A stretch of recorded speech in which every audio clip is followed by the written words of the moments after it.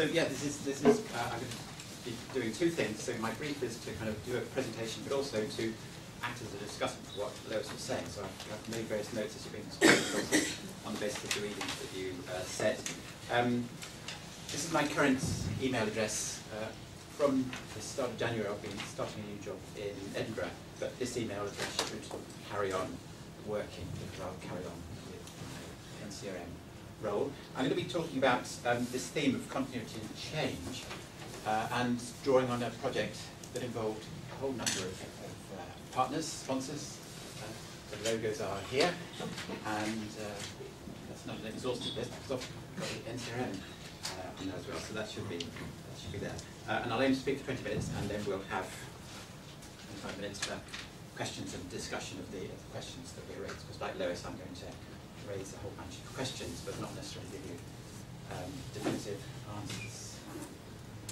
So the presentation will be talking about a project on Sheppey. Can I just double check you've all got a copy of the handout? Good, that will help with the location of the Isle of Sheppey. And so I'll be saying something about the project briefly, and then discuss a particular part of that project, which is about Imagine Futures essays. So a rather different method to Lois's, but I think quite complementary, and maybe there'll be some useful discussions that will come out of that. And then finally try and wrap up with just some comments about the methodological issues of studying then and now and how we look for changes, but also make the point that we should bear in mind that we should look out for continuities as well as change. Okay, so overview of the Sheppey project.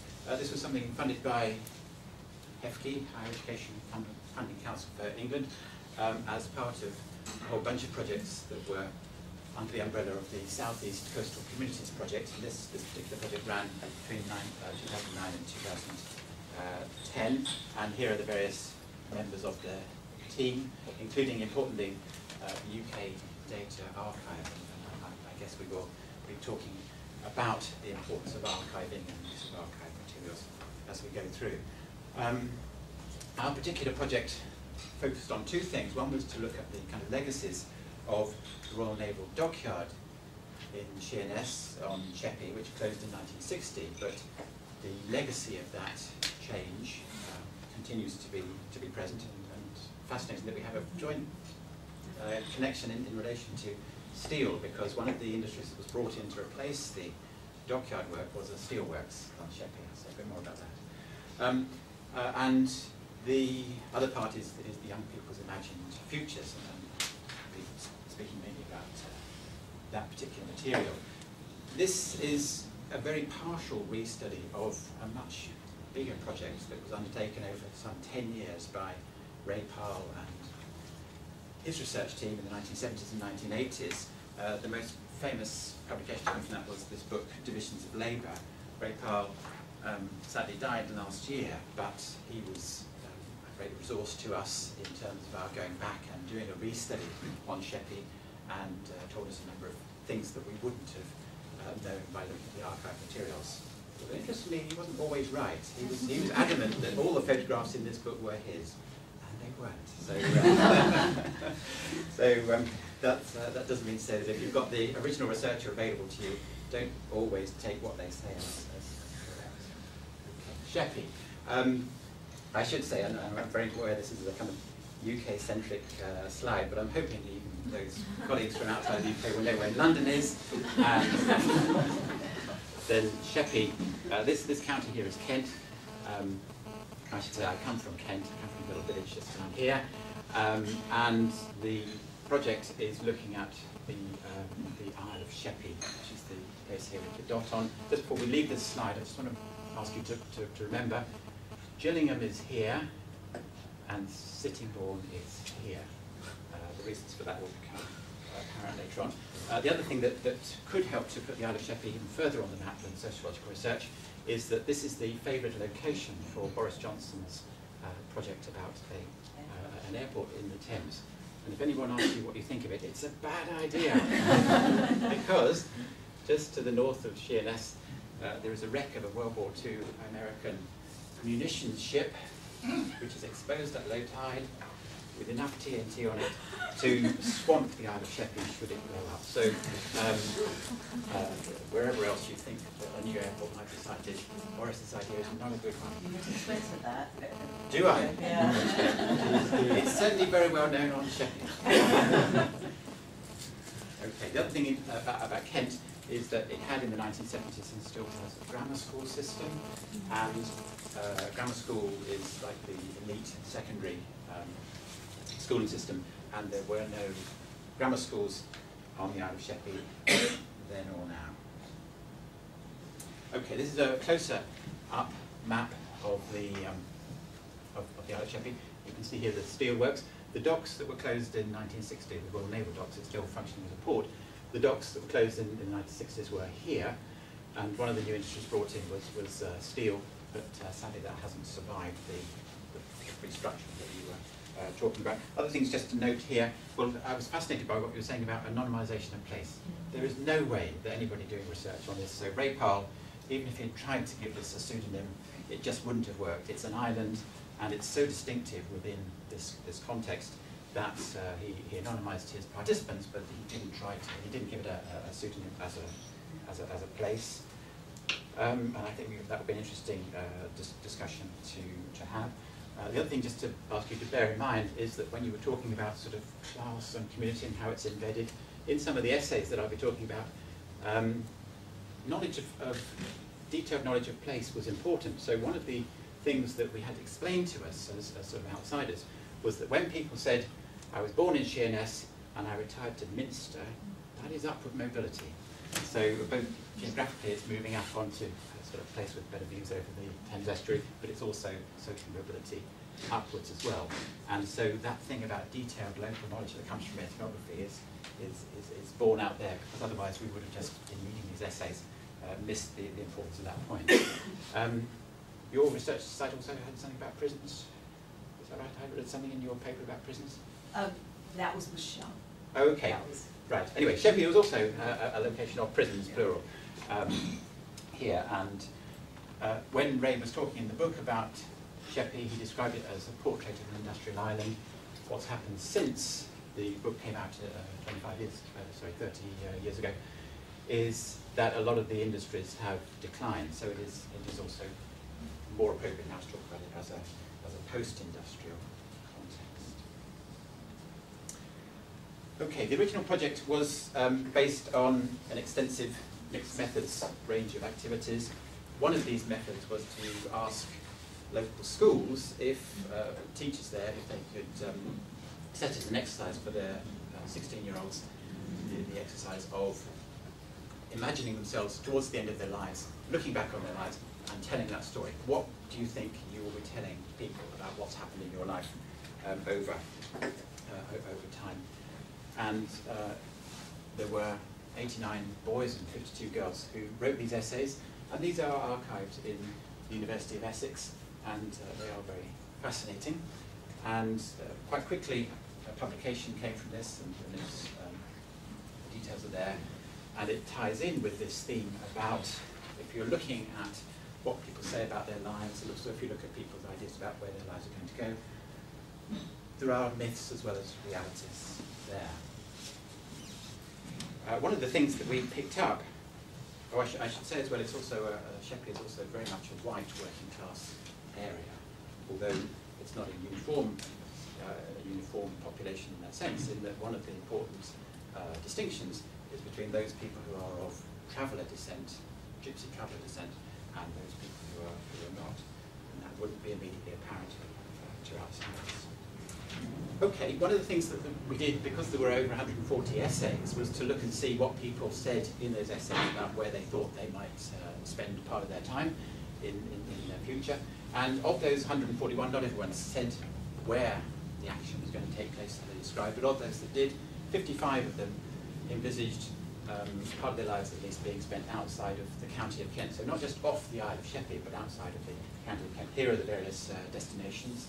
And you just marvel at how a 16-year-old in Sheerness in 1978, about to leave education, could envisage that he would end up living in Tibet. But if you don't believe me, it's all in the archive. It's all there and true.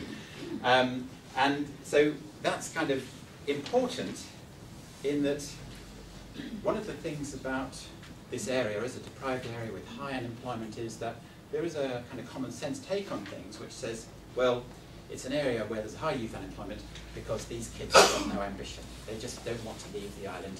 They're stuck where they are, so it's not surprising that there's high levels of unemployment. Well, that's a point of view, but it doesn't square with what's being written in these essays. These essays envisage a great deal of geographical mobility.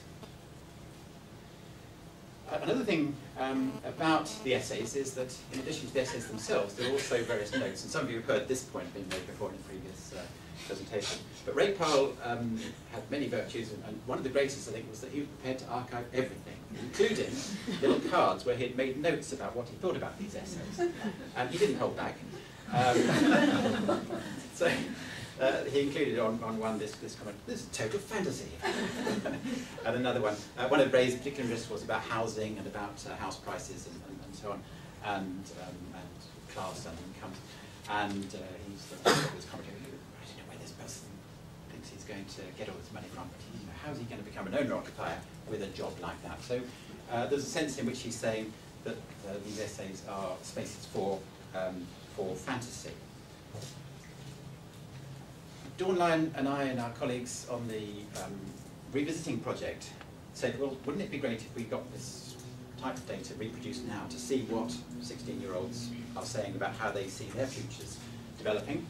And not in exactly the same way. We were much more kind of mindful of things like consent forms and so on. So there are none of those to be found in the archive for Ray's materials. So exactly what consent was gained isn't clear. But we were able to collect 110 new essays with more of a gender balance, and subjected those to analysis to see how 16-year-olds today think about how their lives will develop. And one of the things that comes out very prominently is the greater awareness of and engagement with what we might call celebrity culture. And that again raises this issue, well, you can ask 16-year-olds to write about their imagined futures, but how realistic are they? And one of the publications that we produced from this, we sent to a publication called Sociology Review, which is for A-level sociology students. And here is the cover that they chose for us. You all know this person. Anyone not know who this is? Did someone say they didn't know? Oh, well, if they did, okay, well, if you're too shy. This is Lady Gaga. So we didn't choose that picture, but that was the one that fits the theme of the material, in which celebrity is very prominent in the young people's essays. As far as I know, there is no connection between the Isle of Sheppey and Lady Gaga, but there is a celebrity connection for which some of you will recognise if you're of a certain age. Rod Hull, of Rod Hull and Emu, hails from Sheppey. And Emu? Emu comes from Australia. Emu was a puppet that he stole from an act in Australia, I believe, or allegedly stole. I don't know on camera. I have heard it's alleged. I couldn't possibly comment.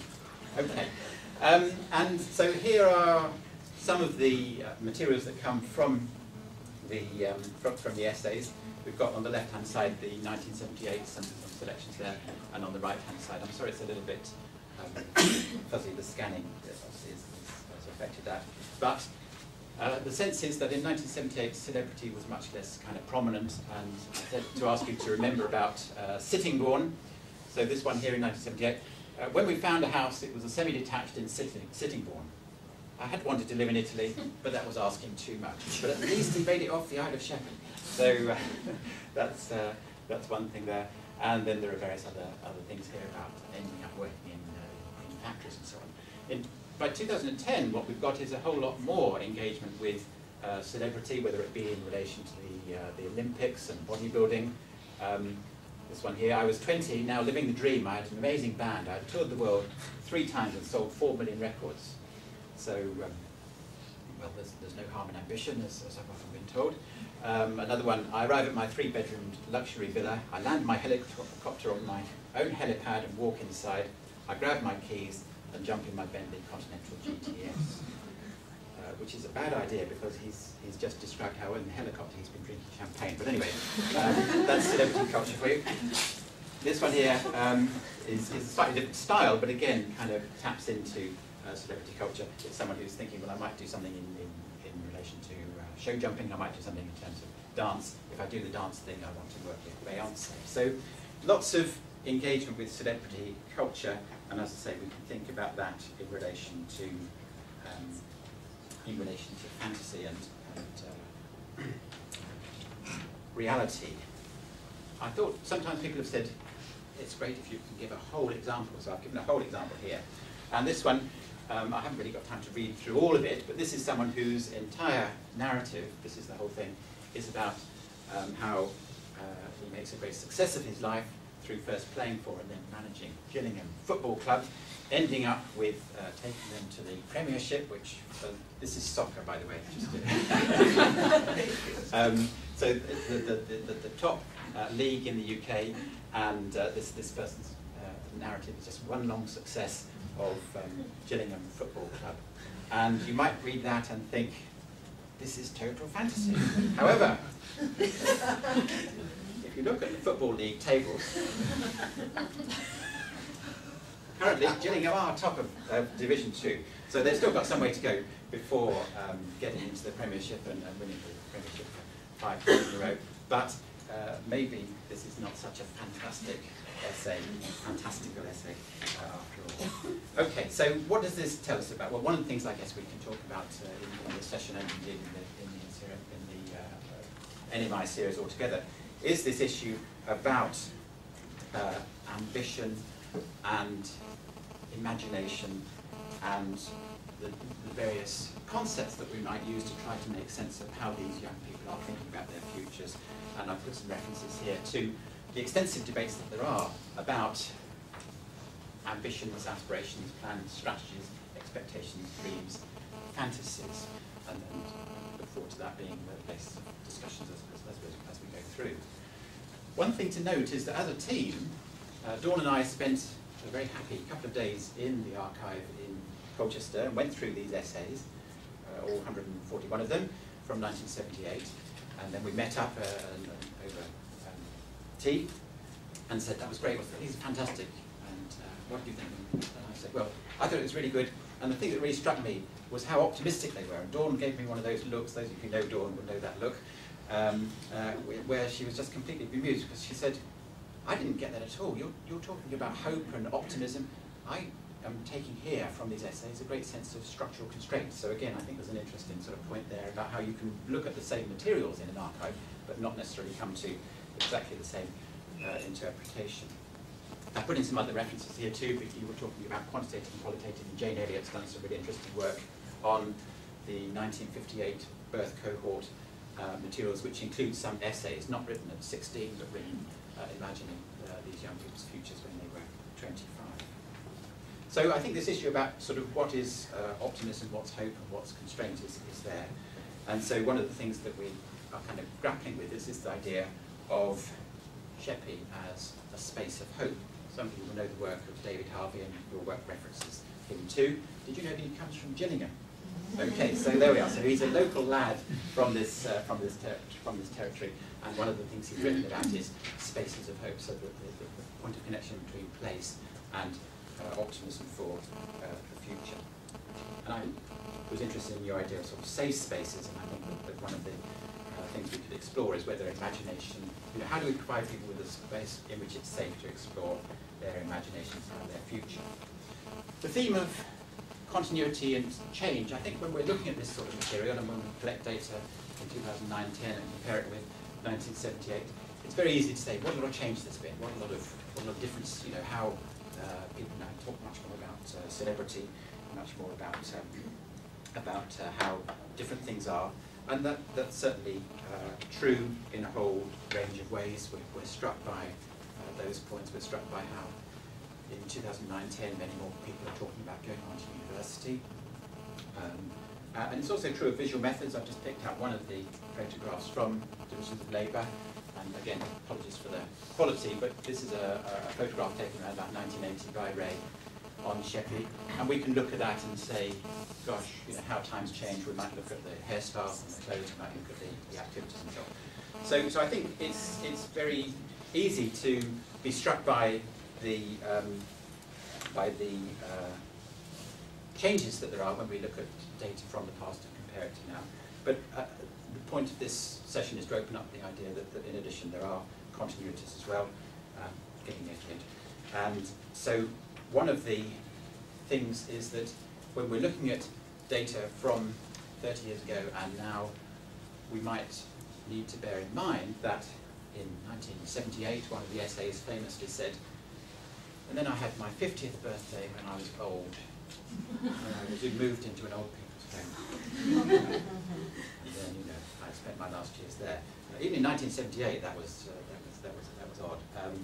And in the 2009-10 essays, it's interesting that many more people envisage themselves living into their 70s, 80s, and so on. So there are, again, sort of changes jumping out, but nevertheless, the continuity there would be that as a 16-year-old, your sense of aging is not my sense as a 55-year-old. And we've had some interesting discussions in the team about those kinds of issues. There are also other strong continuities as well. So one of the things that these young people envisage is what jobs they're going to do, and these future jobs are strongly gendered in 2009-10, just as they were in 1978. And similarly, around mention of having children, more of the girls' essays then and now talk about having children than do the boys' essays. So I think there's some interesting things there about what you were saying about degendering and about whether, you know, how that is playing out. But clearly it's not become a context in which gender doesn't matter. I know you weren't suggesting that, but I'm thinking that, you know, there's changing continuity there as well in that process. I want to throw in this question here as well about the importance of the location of research for understanding that. Dave Byrne wrote a review of Divisions of Labour and said this is a very interesting study, but it's an unusual place. And that idea has sort of stayed with me because of this question of, well, where would be somewhere that would count as more typical? And for that reason, I suggested that one of the things that you might look at for tomorrow is work by Eric Lasseter and his colleagues about Middletown in the United States, which was selected on the basis of an idea about seeking typicality, although, as Eric in his paper brings out, that was far from actually the case, both in terms of how typical the place was and also in terms of how the report was studied, because it did, as I guess many of you will know, as a classic study, the Middletown studies originally had virtually nothing to say about Muncie, Indiana's African-American population, and it took the best part of 8 decades for that omission to be put right. And then the final point is this one, which I hope then will lead on to discussion of various questions. So I'm making the point here that what we've got is continuity and change that jumps out at us from the data. But it's also made more challenging by the way in which, in the interim between 1978 and 2009, it wasn't just that the social relationships had changed, it's also that we as social scientists have changed our ideas about what we're looking for and also have changed our methods. And we were facing that as a bit of a challenge. Some of the groups that we were inviting in 2009-10 to write essays about their imagined future responded along the lines of, what, write with a pencil and a bit of paper? Haven't you heard of digital technology? And of course we had heard of digital technology, but it hadn't necessarily occurred to us that that would be a medium through which young people might prefer to express their views of the future. And there is that whole set of issues about comparing then and now, using different methodological techniques and modes. So I think there's some interesting things there about that. And on the theory point as well, you were talking about class fractions. Ray Powell's study is one of the reasons that sort of drew us back there is that early on he wasn't necessarily talking about class fractions, but he was talking about the blurring of the boundary between the working class and the middle class and the whole idea of a middle mass and so on. And we thought that that tied in very much with debates about ordinariness, which you find in Mike Savage's work and elsewhere. And then my final point about this slide is about the ethical issues. You did follow your keeper. In the archive at Essex, the 1978 essay writers most of them put their names on their essays. And we had a big discussion in our group about whether it was appropriate for us to go to the local phone book and then go and knock on people's doors and say, hello, you don't know us, but you might remember in 1978 you wrote an essay in your final term at school in which you imagined what your future would be. And we had some discussions about that, and we decided that that wouldn't be appropriate. So instead we tried to advertise for people to get in touch with us, and we do indeed on our website, which I should give you on the next slide, have a Twitter page where people can make contact with the project and say, yes, I was one of those 141 in 1978. Sadly, this Twitter page is still blank, so no one has taken up this offer. And we do know of other projects where people haven't worried so much about the ethics. So a project in Leicester by John Goodwin and Henrietta O'Connor did trace some people who were part of a study by North Elias and his team in Leicester in the 1960s, and they found people happy to talk to them and got some fascinating materials from those people talking about then and now. So that's an issue which I think is bound to come up and face us all. My final point about methods is about your point about serendipity, and you didn't know that you were going to go back, but that's the whole point about the value of archiving, that at least if materials are archived, as I'm sure was kind of your point too, if those materials are kept and are available for you or for other people to go back, then at least the opportunity is there. If everything gets binned, then it makes it much harder to envisage going back into that. Okay, I've used up more than my time. Here, those of you with very good eyesight can read the last slide on the paper. If any of you want to look at some actual or listen to some actual essays, we have had some read and made into audio recordings. Here is the website of the Living Working Shepley project, as well as various other things. And if any of you want to follow up the Lady Gaga reference, it's the second to the bottom one there. Anyway, but I'll stop there because I've gone on for too long.